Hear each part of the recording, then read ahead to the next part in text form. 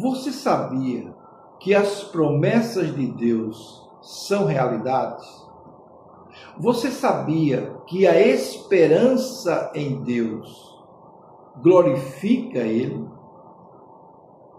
Se você ainda não sabia, então fique comigo nesse texto de hoje e você vai compreender algumas verdades bíblicas nesse sentido. Eu sou o pastor Israel, pastor presbiteriano, e esse é mais um Maná Podcast.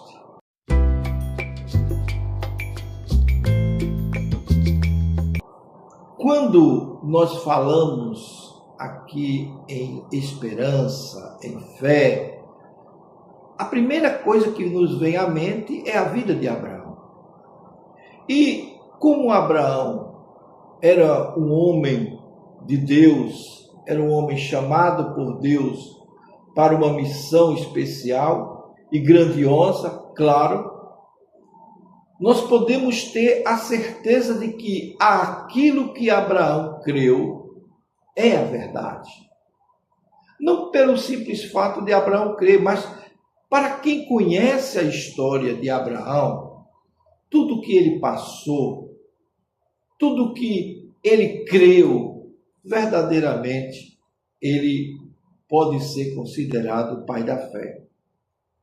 O capítulo 4 de Romanos, o tribunal de Deus é mostrado aqui com muita eloquência.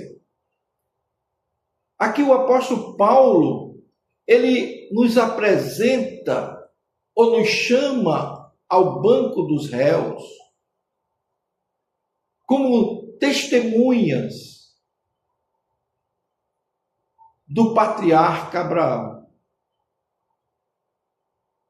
Para que ele faz isso? Para provar uma verdade eterna.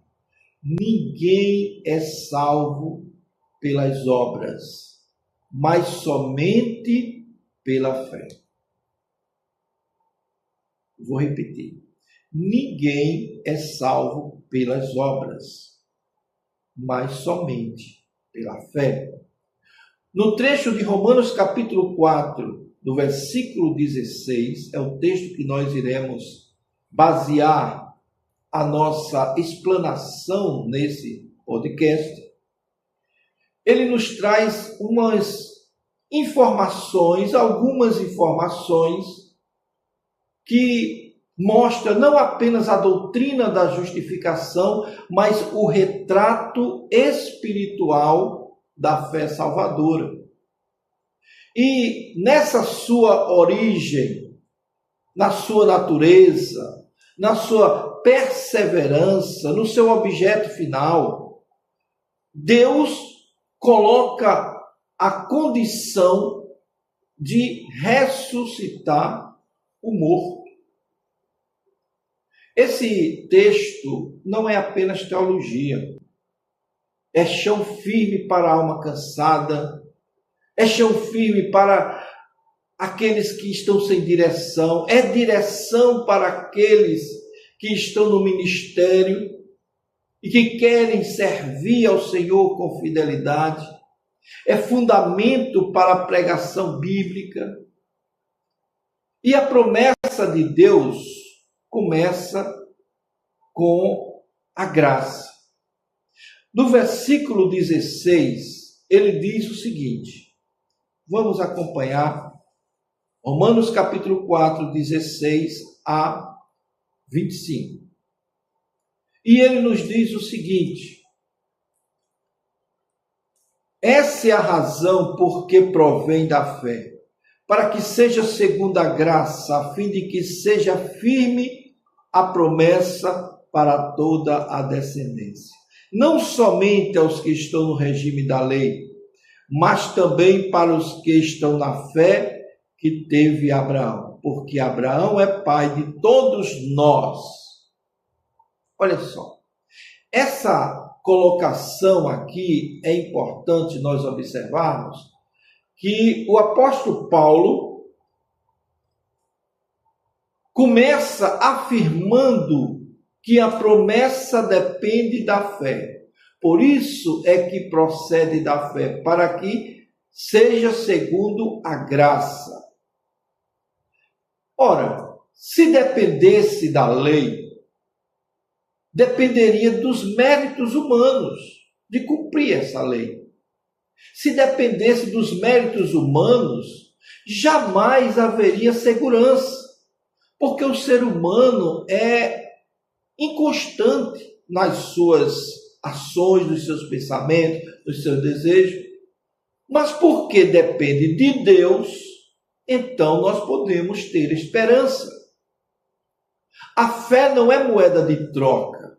A fé é a mão vazia que recebe o dom.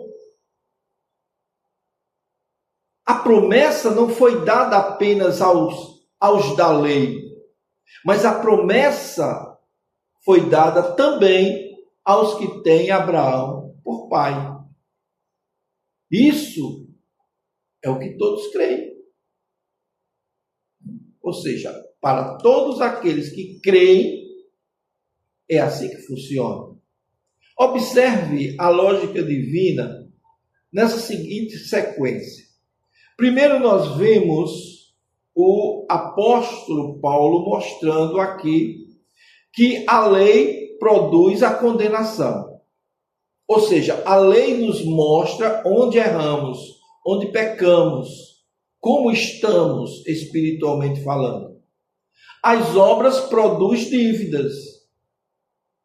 A graça produz uma promessa, e a promessa é a certeza. Pelo menos quando ela é feita da parte de Deus.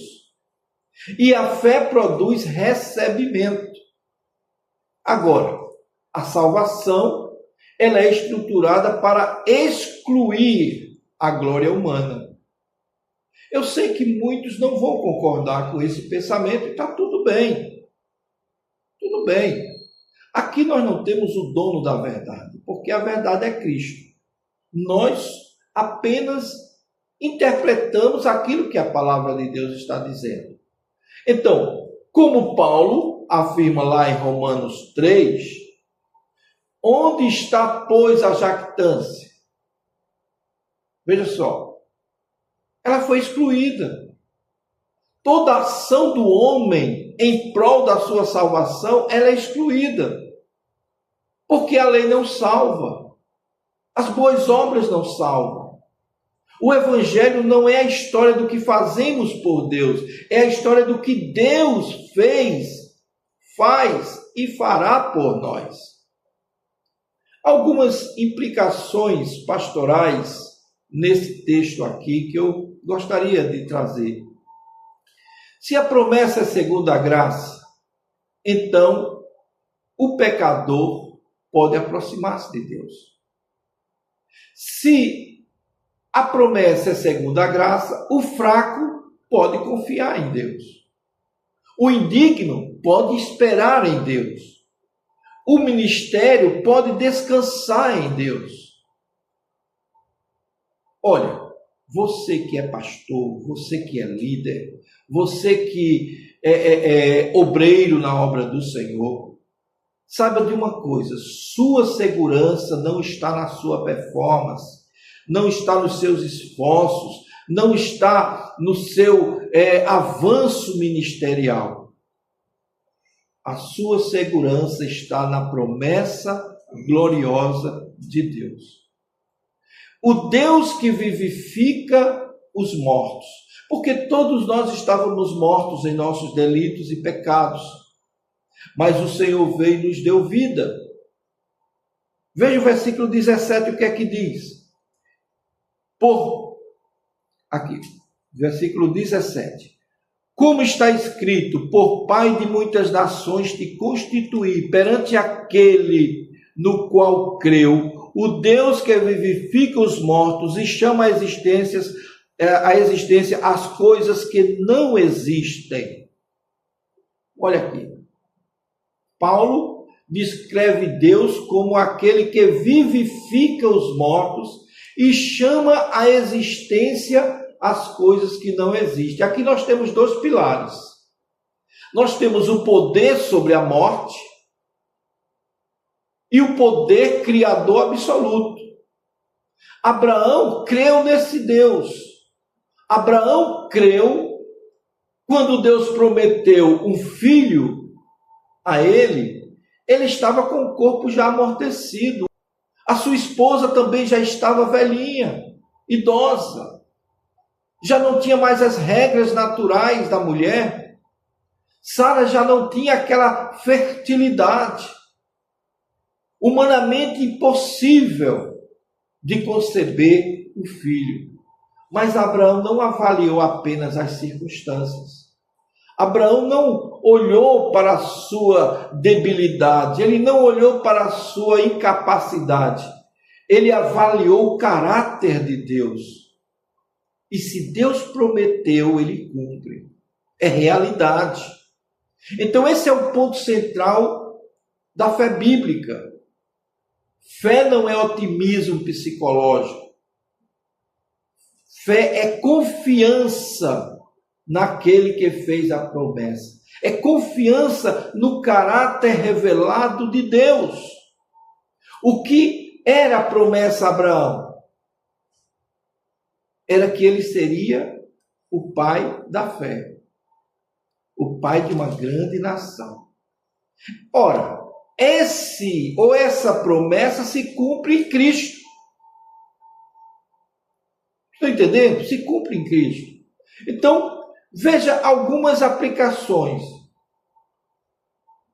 Muitas vezes você pode achar que a sua vida está fraca, o seu casamento está quase morto, o seu relacionamento está morto, o seu ministério pode estar morto. Sua fé parece enfraquecida. Talvez você esteja agora assistindo aqui com a fé um tanto quanto abalada. Mas o Deus do pacto, o Deus que fez uma aliança contigo uma vez, ele cumpre.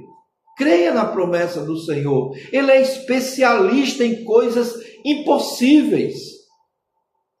Quando você pensa que tudo está perdido, Deus vem e diz: epa, calma, relaxe. Creia. Se creres, verás a glória de Deus. Aquietai-vos e sabei que eu sou Deus. O Deus do pacto, ele é especialista em possibilidades. Então, no versículo 18, ele vem: Abraão, esperando contra a esperança, creu para vir a ser pai de muitas nações, segundo lhe fora dito: assim será a tua descendência. Olha que coisa maravilhosa nós vemos aqui.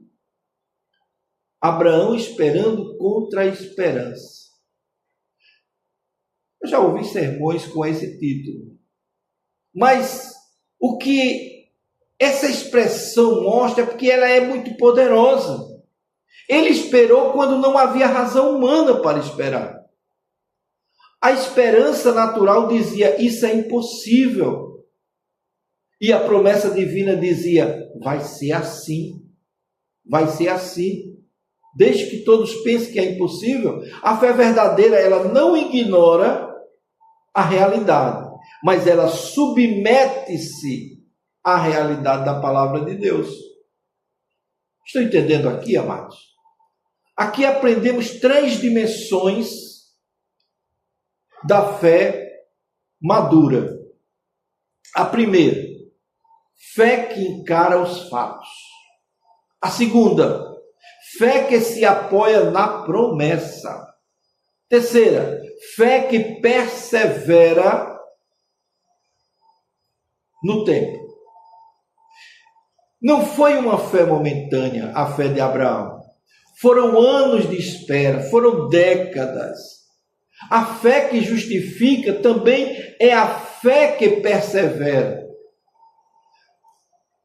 A fé de Abraão poderia, pela demora com que Deus cumpriu sua promessa, poderia ter desfalecido, mas não. A sua fé não enfraqueceu. Veja o que é que diz Paulo no versículo 19 a 21. e sem enfraquecer a fé, embora levasse em conta o seu próprio corpo amortecido, sendo já de 100 anos de idade avançada, e a idade avançada de Sara. Olha só, aqui Paulo mostra que Abraão já estava tanto quanto passando da idade. Não atentou para o seu próprio estado decaído, muitas vezes, humanamente falando, fisicamente falando, um estado já amortecido. Ele não levou em conta tudo isso, ele não duvidou por incredulidade. Ele se fortaleceu e deu glória a Deus.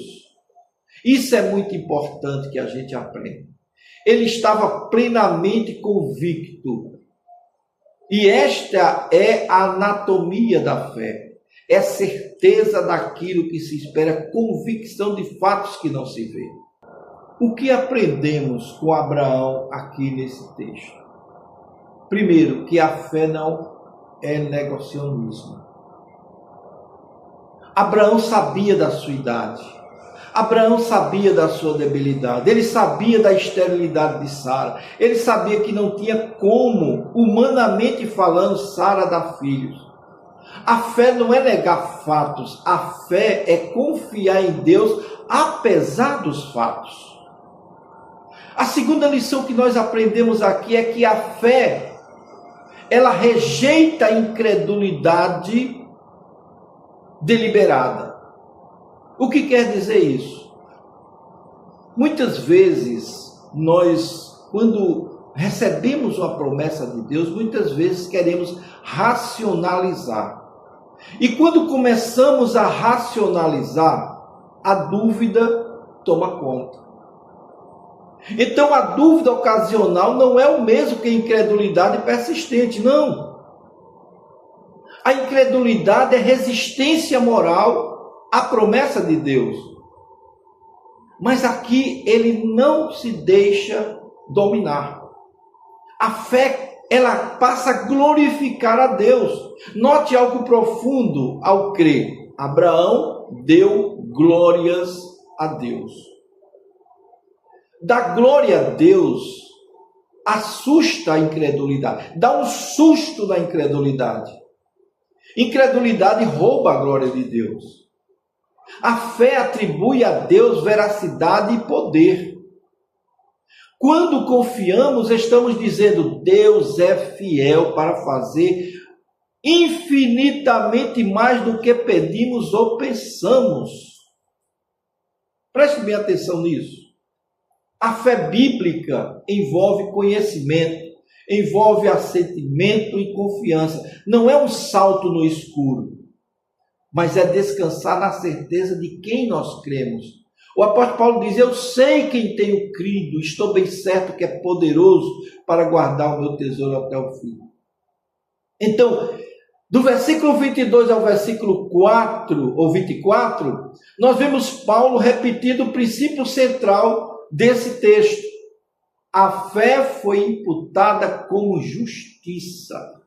Preste bem atenção nessa passagem. Aqui entramos no coração da doutrina reformada da justificação. Não somos tornados justos por nossas obras. Não somos declarados justos pelas nossas obras de perfeccionismo, de lutadores, de guerreiros. Não. Somos declarados justos simplesmente pela vontade e determinação de Deus, pela obra de Cristo aplicada em nós. Então essa declaração de fé, ela nos é imputada. Nós não merecemos, mas Deus aplicou em nós a justiça que Cristo conquistou na cruz. Então, imputação significa crédito legal. A justiça não nasce em nós, ela é creditada a nós. Assim como o pecado de Adão foi imputado a nós, a humanidade, a justiça de Cristo é imputada aos que creem. E essa é a base da segurança eterna. É por isso que nós cremos que a salvação não se perde, porque não foi nós que procuramos. Foi Deus que veio ao nosso encontro. Foi Ele que nos escolheu. Foi Ele que nos achou. Foi Ele que tocou o nosso coração. Não fomos nós, não foi nossa vontade. Então a justificação, ela é um ato forense de declarar justo alguém pelo simples fato de imputar a alguém a justiça de outrem. E isso foi o que aconteceu conosco, através do sacrifício de Cristo. A salvação e a justificação, ela é definitiva, ou seja, ela não é progressiva, ela é definitiva. Ela é baseada na obra de Cristo, não nas nossas obras. E ela é recebida por nós através da fé. Que essa fé, a fé salvadora, nos é dada por Deus. Porque a fé normal, humana, não tem a capacidade de chegar a esse ponto. Então é preciso que Deus nos dê a quantidade de fé necessária para que creiamos. Então, quando nós somos salvos, não temos mérito nenhum. Toda a honra e toda a glória, todo o louvor é dado a Ele, porque é dele que vem a salvação. Então não é fé na fé, é fé naquele que nos deu a fé. Não é fé na igreja. Igreja não salva. Não é fé na moralidade. Você pode ser a melhor pessoa do mundo. Você pode fazer o bem que você quiser. Mas para Deus, conforme a Bíblia diz, as suas boas obras, todo o seu esforço de ajudar os necessitados, de fazer campanhas, de ser uma pessoa bondosa, de ser uma pessoa que ajuda todo mundo, para Deus, se Deus não estiver na frente, é tudo trapo de imundícia. Você sabe o que é um trapo de imundícia? Então é isso. É duro, mas é a realidade.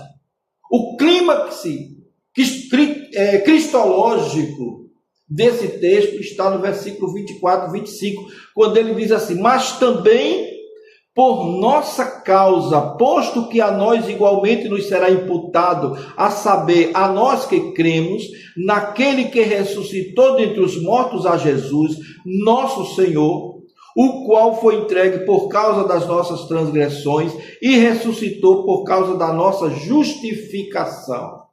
Olha aqui, isso é o clímax cristológico que Paulo conecta Abraão diretamente a Cristo. Veja só que coisa maravilhosa. Quando ele diz, a nós que cremos naquele que ressuscitou dentre os mortos a Jesus, nosso Senhor, o qual foi entregue por causa das nossas transgressões e ressuscitou para a nossa justificação, aqui está o Evangelho em miniatura. Entregue por nossas transgressões. Jesus não foi entregue por nossas transgressões, a morte de Cristo não foi acidente histórico, não, irmãos. A morte de Cristo foi algo planejado, foi algo substitutivo, por isso chamamos de sacrifício vicário. Foi um ato substitutivo penal. Ele foi entregue por quem? Pelo Pai. Ele foi entregue por nossos pecados. Ele foi entregue em nosso lugar. Então, ele ressuscitou para a nossa justificação. O texto continua dizendo que a ressurreição é o selo divino do que o sacrifício de Cristo ele foi aceito. Aquele selo que nos marca é a prova de que o sacrifício de Cristo foi perfeito e uma vez para sempre. Se Cristo não tivesse ressuscitado, preste bem atenção nisso, nós muitas vezes frisamos só na cruz, mas aqui está o contexto da coisa. Se Jesus Cristo não tivesse ressuscitado, não haveria garantia de justificação. Mas o bom é que o apóstolo Paulo diz, ele ressuscitou. O túmulo vazio é o registro da dívida paga. E agora que nós temos esse registro, o que faremos de tudo isso? Algumas implicações espirituais e pastorais que eu quero trazer aqui para a gente finalizar. Com esse ato nós temos segurança da salvação. Se a justificação depende da graça e da obra de Cristo, então não podemos deixar de crer ou acreditar que ela possa ser anulada pela fraqueza humana. Por mais que você faça, por mais que você peque, onde abundou o pecado, superabundou a graça. Preste bem atenção nisso que é importante. Se a justificação depende da graça e da obra de Cristo, não pode ser anulada pela fraqueza humana. Por isso nós nos colocamos não como aqueles orgulhosos que dizem, mas se eu sou salvo, então vou praticar tudo que a minha cabeça doida quiser. Não. Preste bem atenção. Que quem reconhece que foi salvo, aquele que o Espírito testifica com o seu Espírito que você é filho de Deus, ele vive em humildade. Ninguém pode se gloriar, todos dependem da mesma graça. E outro, que quando você crê nisso, há uma esperança no meio da impossibilidade. O Deus que justificou o ímpio pode restaurar vidas quebradas, negócios quebrados. O ministério central do Evangelho é que nós podemos saber que, considerando a nossa vocação, o nosso compromisso com a formação bíblica sólida, nós precisamos entender que esse texto, ele fala essencialmente para aqueles que são líderes, aqueles que estão aqui servindo ao Senhor, pregando o Evangelho, quer seja com palavra, quer seja com a sua vida, quer seja servindo a obra do Senhor. Para todos estes, eles têm a certeza de que o ministério que o Senhor nos chamou não é performance. O ministério não é performance, o crescimento não é mérito nosso, a autoridade não é autossuficiência, e tudo vem da graça de Deus, tudo é graça, graça sobre graça. Em um contexto em que muitos confundem a fé técnica com ativismo religioso, Romanos 4 nos chama de volta à essência de confiar em Deus. A essência de saber que aquele Deus que promete é aquele que realiza. Porque promessa do Senhor é realidade. Se esse podcast te ajudou de alguma forma, compartilhe, se inscreva e participe, sempre dando sua opinião. Nós nos vemos no nosso próximo podcast.